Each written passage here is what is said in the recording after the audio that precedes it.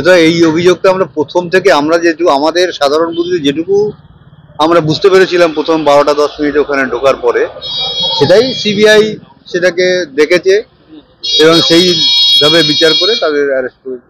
এবং সন্দীপ ঘোষের সঙ্গে টানা যোগাযোগ রেখেছেন সন্দীপ ঘোষের সঙ্গে ঘটনার পর থেকে, সেই তথ্য প্রমাণও এসেছে। সেটা তো ওদের কাছে নিশ্চয়ই প্রমাণ এসছে বলেই ওরা বলেছিলেন, তো বলতো। এবং আমরা পরেও চলে গেছিলাম টালা থানায় বডি প্রিজার্ভ করার জন্য, তখনও পুলিশ আমাদের হেল্প করেনি, তখন আমাদের প্রেশার দিয়েছে মানুষ বডি যাতে আমরা তাড়াতাড়ি, মানে তখন তো বাড়িতে এসেই গেছে। আমরা টালা থানায় আমরা পুলিশকে বারবার বলেছি আমাদের মেয়ের বডি প্রিজার্ভ করতে চাই, আমরা পোড়াতে চাই না, আজকে দাহ করতে চাই না, শোনেনি আমাদের কথা।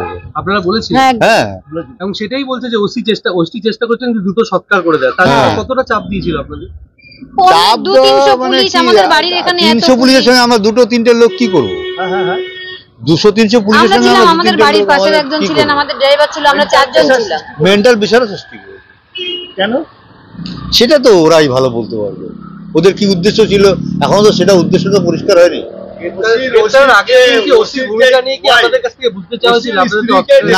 না অন্য ব্যাপারে আমরা এইটা আমরা বলবো না। এবং যে সিন অফ ক্রাইম বদলে যাওয়ার পেছনে টালা থানার ওসির একটা গুরুত্বপূর্ণ ভূমিকা ছিল, সন্দীপ ঘোষের সঙ্গে যোগসাজশ করে, এবং সেটাই ধীরে ধীরে সেটা হোক। আরো থেকেই বলেছি ক্রাইম সিন পাল্টানোই হয়েছে, ওখানে ঘটেই নি কিছু, দেখলেই বোঝা যাচ্ছে পুরো সাজিয়ে। কার ভূমিকা ছিল জানি না, সেটা পুরো পুলিশ সিবিআই তদন্ত করে নিশ্চয়ই বের করবে। এটা সিবিআই এর উপরে প্রশাসন, তারপর স্বাস্থ্য দপ্তর এবং কলেজ কর্তৃপক্ষ সবার ভূমিকা ছিল ওখানে। পুলিশ বেশি অ্যাক্টিভ ছিল, এটাকে পাল্টে দেওয়া। হ্যাঁ, একদম। ঘটনা ঘটলো, একটা ক্ষতবিক্ষত চিকিৎসকের দেহ পাগলে, সেখানে দেখে তিনি লিখলেন যে জিডিতে যে একমাত্র সংজ্ঞাহীন অবস্থায় একজনকে পাওয়া গেছে। এটা তো গুরুতর অপরাধ। সংজ্ঞাহীন যদি পাওয়া যাবে তাহলে আমাদের 3 ঘন্টা তাদের কাকে দেখতে দেওয়া হলো না কেন, এবং তাকে চিকিৎসার ব্যবস্থা করা হলো না কেন? আমাদের এই প্রশ্ন থাকবে তখন। উনি তো সেইভাবেই জিডি করেছেন, তখন আমাদের এই প্রশ্নটাই থাকবে ওনার যেই জিডির তাহলে উনি চাইছি ওনারাই হয়তো মানে মেরেছেন পরে, যাতে প্রমাণ লোপাট না হয় করতে পারে। 5টার সময় মুখ্যমন্ত্রী জুনিয়র ডাক্তারদের ডেকেছে, কি মনে হয়? দুই পক্ষেরই শুভবুদ্ধির উদয় হোক এবং এই যে স্নায়ু যুদ্ধ চলছে শেষ হোক। আজকে বাচ্চাগুলো মানে আমার ছেলে মেয়ের মতনই, তারা আমার পাশে এসে দাঁড়িয়ে এরকম কষ্ট করছে, আমাদের সত্যি এটা আমাদেরও কষ্ট দিচ্ছে।